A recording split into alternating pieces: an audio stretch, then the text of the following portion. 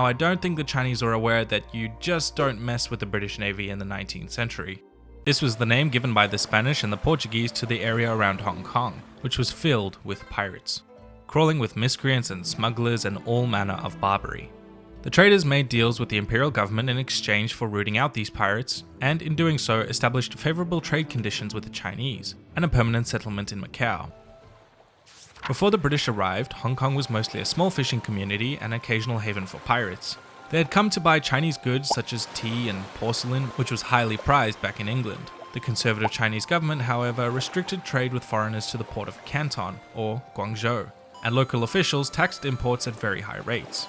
The bankrupt East India Trading Company soon found itself at a huge trade imbalance, buying highly prized Chinese goods with the only payment the Chinese would accept: silver.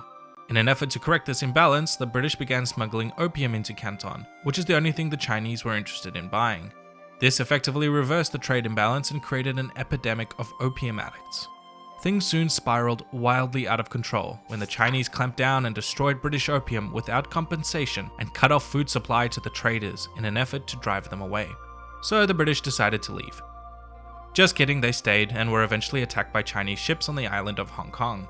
Now, I don't think the Chinese are aware that you just don't mess with the British Navy in the 19th century.